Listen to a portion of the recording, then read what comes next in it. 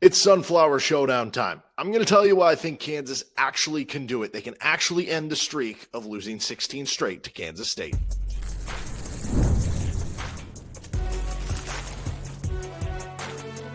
You are Locked On College Crossover, part of the Locked On Podcast Network. Your team every day. What's going on? Derek Johnson here with Christian Rauh, and this is a Locked On Jayhawks, Locked On Kansas State Wildcats crossover as we get ready for the Sunflower Showdown on Saturday. And we're going to be breaking down what it's going to take for Kansas to end the streak. We're going to be breaking down why we think that's a possibility. We're going to be breaking down what Kansas State has to do to get the victory and move back to 500. And then we're going to get our thoughts on the spread.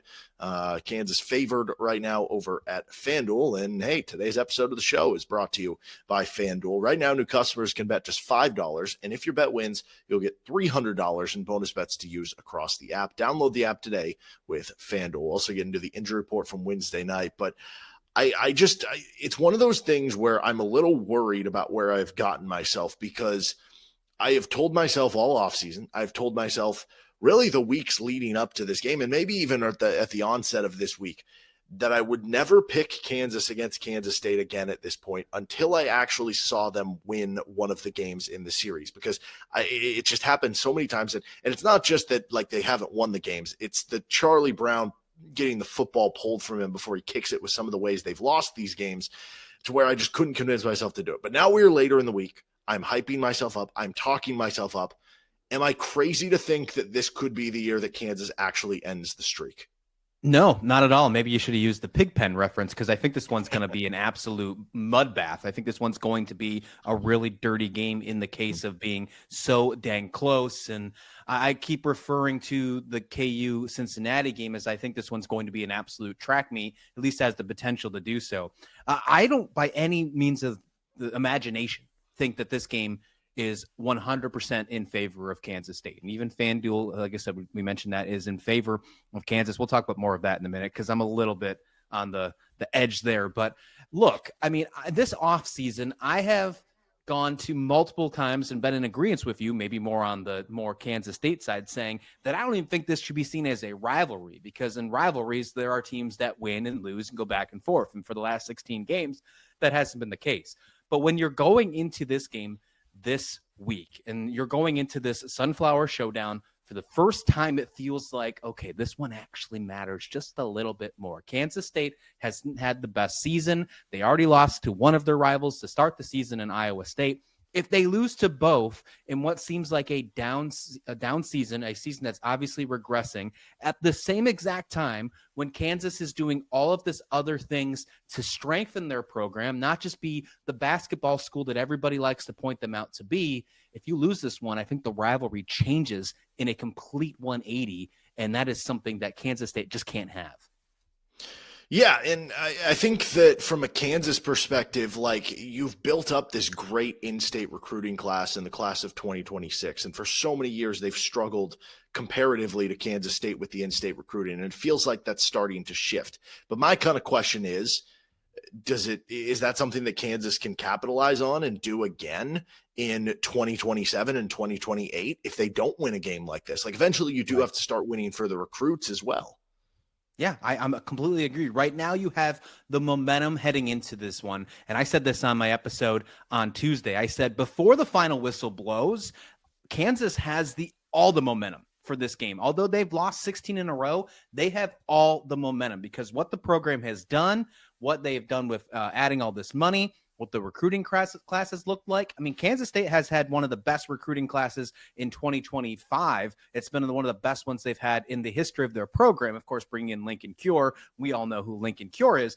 But in 2026, that's completely different, and it is in favor of KU. Now, if they wanted that continue, I don't think you can be able to push that narrative, something that Kansas State has been able to do in the past, and say, hey, we not only are we putting in this money, but we are second place to the Sunflower Showdown. You have to be able to get that win. So I'm going to go out on a stretch here and say I think it is more big time, although it is a point to where if they lose this game, the season is completely over for both teams, because you're getting that dreadful third loss in the Big 12 conference. I think it's more important for Kansas to win this game instead of Kansas State. Now, I could go on to the entire things and say that this is dreadful for Coach Kleiman and the rest of Kansas State if they lose this game. But if you don't win this one as Kansas, I think you lose all the momentum you had for 2027, 28, and beyond. And it's going to say all that money you put in is for no reason, and you're going to have to start over fresh again to that momentum because you still can't get past Kansas State if you don't win on Saturday. Yeah, and I feel like for both teams, like, I don't know, like whoever loses is not in great shape to even make a bowl game, even. Exactly. I agree. Like Kansas State getting Texas Tech afterwards too, like that certainly makes it difficult. So, what are some reasons why I think Kansas can win this game? I'm going to throw up some stats here from Pick Six previews, but one of the things that kind of sticks out to me as we're looking at something that what is Kansas, I think, going to try to do this week? And we talked earlier this week that I'm curious if Kansas is going to throw the ball, uncork the football a little bit more on the early downs in this game. And one of the things that I'm really interested in, so Jalon Daniels has been really good against play action this year, or on play action this year. 79.5% completion rate on play action, 12.6 yards per attempt. That is bonkers, with 13 touchdowns compared to 0 interceptions on play action so far this season. You look at what Kansas State, their defense has done against play action. Teams have gone 46 of 72 for 788 yards, 5 touchdowns, no picks. That's a little over 10 yards per attempt against them on play action with 5 touchdowns, no picks. So they haven't been great against play action this year. Jalon Daniels has feasted on play action. I think that's something interesting. One thing that I'm curious to get, kind of your take on is I've been kind of looking at a lot of the stuff, and there are certain things like Pro Football Focus rates K-State as a bad pass rush team, but you look at something like sack rate and they're top 30 in the country. So is the pass rush that K-State is generating more blitz related? Is it more scheme related, or what are they doing there? Because Jalon has actually been really good against the blitz so far this season. From what I've seen, it's more scheme related. And for the first time in quite some time, they moved to a 4-man front. That's something that they didn't have in the past, but they did so far this season, although they're not doing a lot of blitzes. And I think that has to do with the fact that they're still trying to trust that secondary. I think so I'm going to have to lean towards the scheme thing. I don't think it's a blitz related thing, at least from the eye test. I don't see them blitzing a lot, Derek. I really don't. And I think that's actually been an issue for the defense. Now, I feel like that's been kind of shifted the last couple weeks, and I don't have the stats in front of me, so this, again, is just an eye test thing. But the last couple weeks, I have seen a lot more pressure from the defense, especially last week against TCU, which caused a lot of issues for Josh Hoover, probably arguably gave him his worst ever game as a TCU Horned Frog and got him a lot of turnovers. So maybe they're on the difference, the other end of this one. Maybe they continue that from the bye week against this game in Kansas, and they continue that stretch and they add more pressure, something that, of course, you're going to want to have that with a whole bunch of energy as well in Lawrence. Yeah, the other thing that I'm kind of looking at in this one is there have been so many games in this series where special teams has been the big bugaboo has been the Achilles heel for Kansas. You look at ESPN SP Plus coming into this game, Kansas is actually 11th in the country on special teams. I think K-State's like 32nd or something like that. This is the best kicker KU's had. This is the best punter KU's had. Just by the amount of pure punt returns that they're getting with Tate Nagy back there. And from a kick return perspective, they've had a kick return touchdown with Emmanuel Henderson. If ever they're going to beat K-State, I would think a year like this where they actually have the special teams kind of down pat would make a little bit of sense. Man, would not shock me in the slightest if a special teams play, whether in the positive aspect or negative aspect, is what changes this one. Earlier in the season, I mean, right from the get-go, the reason why we're continuing to talk about Dylan Edwards over and over again, you muff that punt on the first play of the game and you never get Kansas or Dylan Edwards in on the offense. There's been a couple other muff punts or kick return issues, but then on the flip side, there's been some great things for Kansas State when it comes to the kicking game as well. Luis Rodriguez comes over from, JUCO levels and is basically turning into this great kicker. And then you also have other players that have been good at the kick return. We got a couple kick return touchdowns this season, but it's hot or cold for Kansas State. So I'm with you. You seem like you got a lot of good special teams on your side, but there's been hot or cold when it comes to Kansas State. Would not shock me in the slightest if the way this game ends or the reason this game finishes in a certain aspect is because of one special teams play. That's how close I think this one's going to be.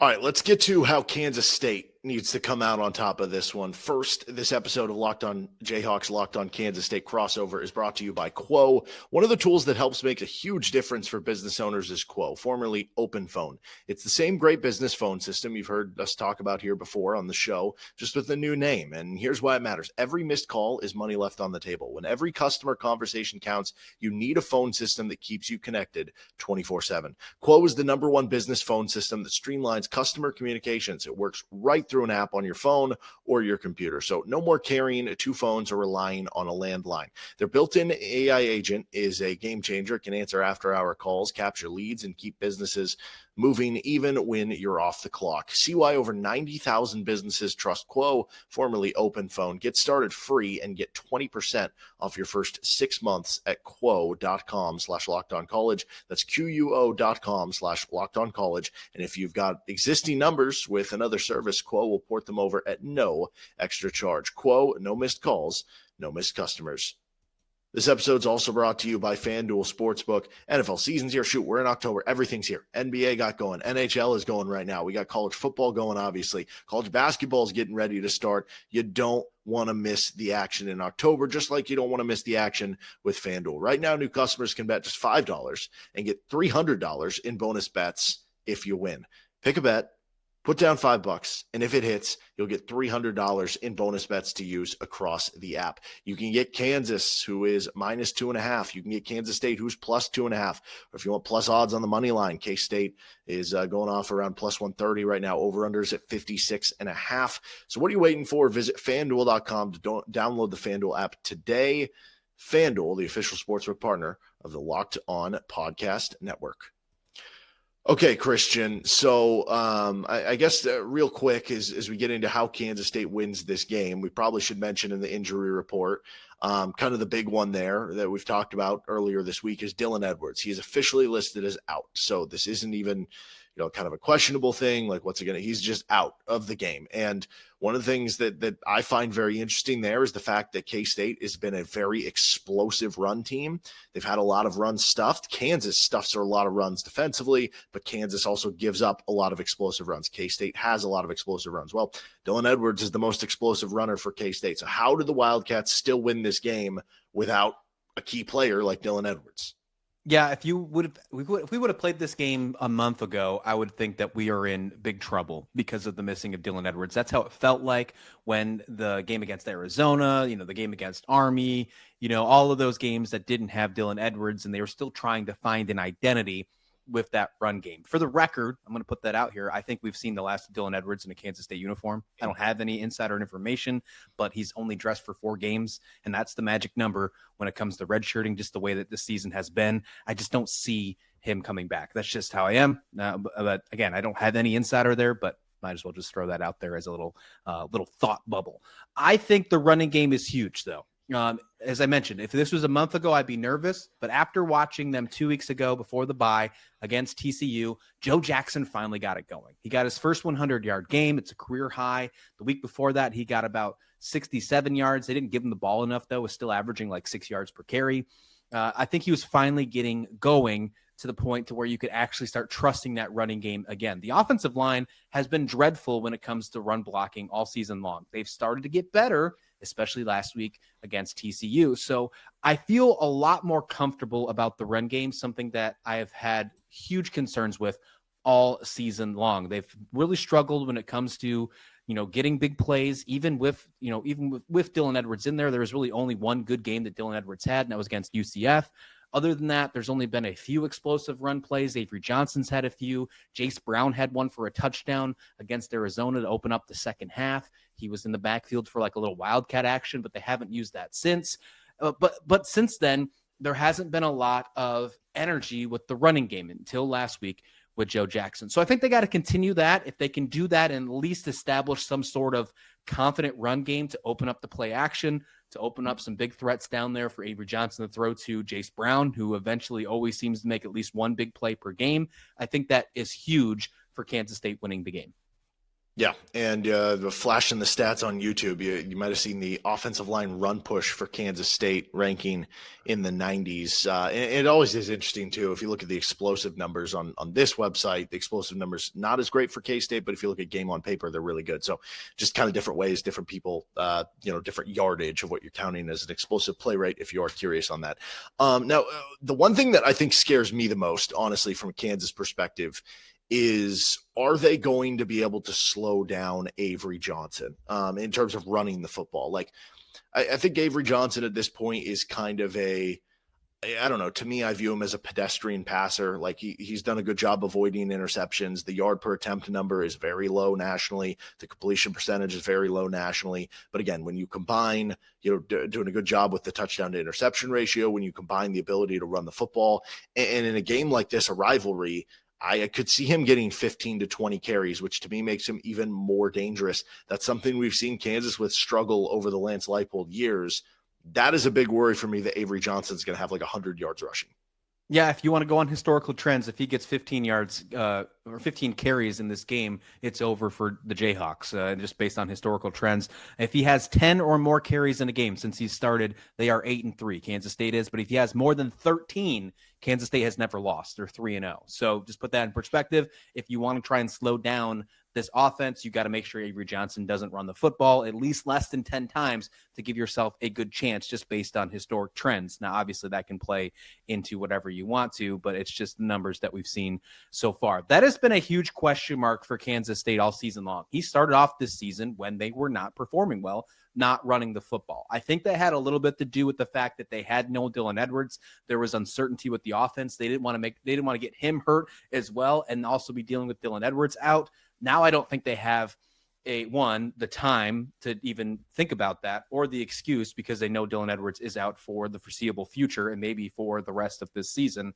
They can't let that happen. They can't let that dictate their offense. Avery Johnson has to run this football, and I'm going to say at least 10 times for them to be able to win this football game. He's got to be able to be not afraid to take hits too. That's also been a narrative that we've heard over the last couple of weeks, sliding a little bit too early a couple times actually before the sticks, and it put them in certain situations that have been tough to come out of. Most of them have been in favor of Kansas State, but when you're in a rivalry game, those 4th and 1s seem a little bit longer, don't they? Mm-hmm. Yeah, no, they certainly do. And I guess we've made it this long in this episode without me like talking about the big thing to me is always in this series. It feels like K-State plays clean or cleaner football than Kansas. It's not always perfect, but like they're playing cleaner football, and the deadly mistakes are usually on Kansas's end. Like last year, you have the kickoff that Kansas fields at the 1 yard line, goes out of bounds, and it leads to a safety, and you end up losing the game by 2 points. You think of the fumble at the end of the game that gives Kansas State, the win essentially. You think of a couple of years ago, the dropped punt by Trevor Wilson. You think of the dropped pick 6 that might have put the game away by Rich Miller. 3 years ago, 2022, there were some special teams gaffe early in that game. And like we can go on and on and on and all the mistakes that Kansas makes in this series. And that is what is highlighted to me of like, I don't even know how to preview a game that way because I can't preview a game and be like, well, what folly do you expect this time? Right. It's just kind of the unexpected, but I do think it's at least worth mentioning that like that typically is something, if somebody is going to make a deathly mistake, that is usually something that is going in K-State's favor in this series. Yeah, and if you were looking at it from that lens, that perspective, I would argue that it's the worst time for you to face Kansas State because that last week, that game before the bye, I should say, not last week, 2 weeks ago, you know what I mean, before when Kansas State beat TCU, they had multiple defensive turnovers. Some of them scored on those plays, including 2 pick sixes, capitalizing on mistakes of TCU. So if you're thinking that, man, that could probably most likely happen again when it comes to the Sunflower Showdown, and it usually doesn't work in the favor of the Jayhawks, that's a bad time to face a Kansas State team who is finally starting to find, dare I say, an identity of this defense, something that they struggled for, especially in the secondary after losing multiple players to the NFL this past April. One more thing I'll say before we head out here, if I had to say what Kansas State has to do to win this game, and I think this is absolutely crucial, this might be the number one priority in this one, is not have 3rd and forever.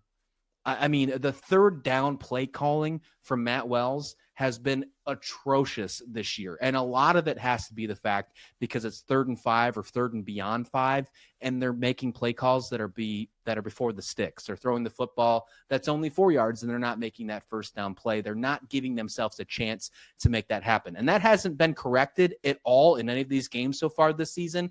And it hasn't shown any progress that it's going to.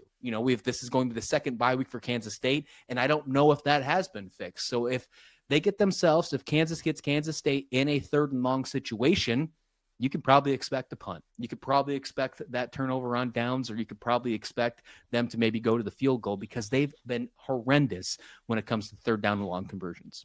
It's funny you say all this because Kansas all year has really struggled at 3rd and long defense. So we have the opposite of the very movable force versus the very stoppable objects. That'll be an interesting one. Matt Wells is saying, so you're telling me there's a chance. Yeah, that's right. All right, let's get into our thoughts on the spread, the over-under, little predictions. This is Locked On Crossover.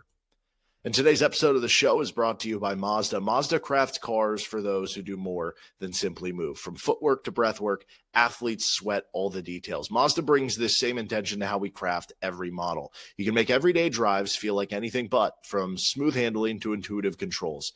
With all-wheel drive, standard in every crossover SUV, you're ready to go for the fall season, and you can drive with confidence through almost any season. Like our players, we sweat every detail because when you make every move count, impossible becomes irrelevant. Mazda, move and be moved. So Christian, the spread in this one this is our Locked On Crossover episode. He's Christian Rauh. I'm Derek Johnson, and Locked On Kansas State Wildcats, Locked On Jayhawks. Again, check it out anywhere you get your podcasts, including on YouTube. And check out Locked On College Football, too, who will be breaking this one down along with plenty of other games this weekend. But the spread on the game is Kansas -2.5. It's the first time Kansas has been favored during the streak of losses here. The over-under is sitting at 56.5. Do you have any play or any lean on either of those, or do those feel, about right or very difficult to imagine for you either way? Man, they feel perfect. And that's what I hate about it. So, personally, I'm not touching this one just because I think they're perfect. I have the 30-27 final. I think Kansas State still wins the game. They hold on to the streak. But that's my thought here. I absolutely think it could be the complete opposite way.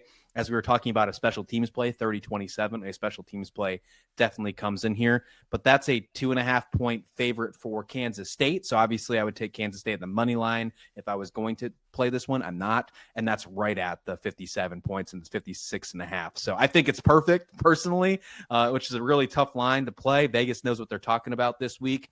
But when I look at these spreads, I don't know how you think when I'm doing, when I'm betting and I see, especially a rivalry, when I see the home team less than a 3-point favorite, to me, that's almost even.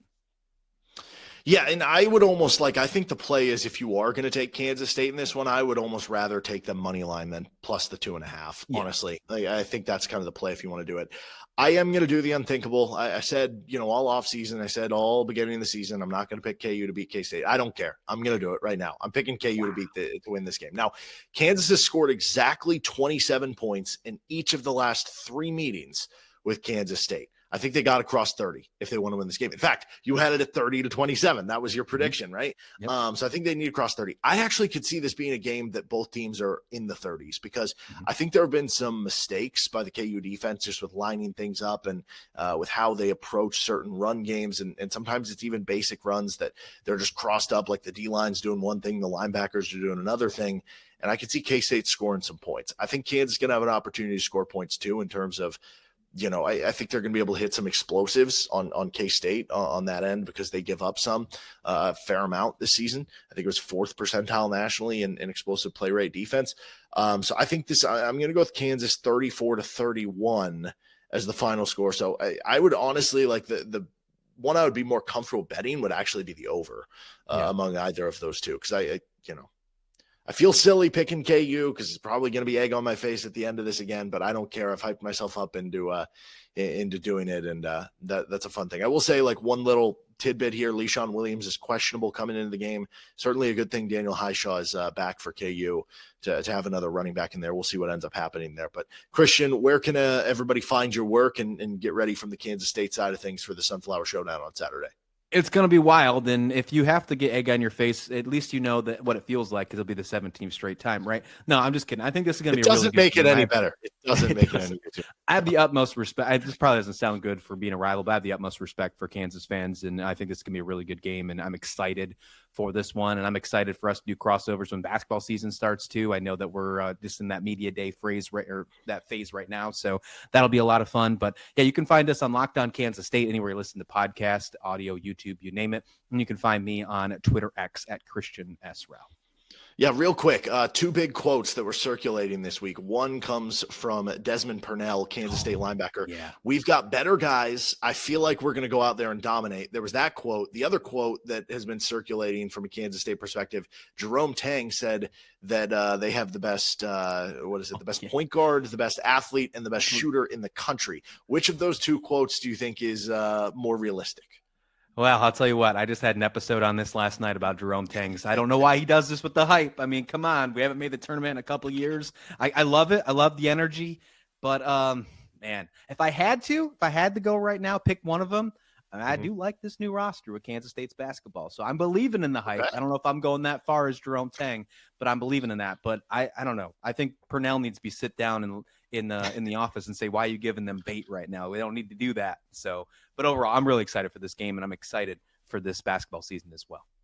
All right, so you can check out Christian there. I'm Derek Johnson. Give me a follow at DJohnsonRadio or at LO_Jayhawks. And again, same thing with Locked On Jayhawks, anywhere you get your podcast and on YouTube as well. That'll do it for this episode. Again, Locked On College Football's got you covered for the whole scope of games this weekend as well. And we'll see you next time on our next crossover edition, or Locked On Jayhawks, Locked On Wildcats, whatever you're listening to right here on the Locked On Podcast Network.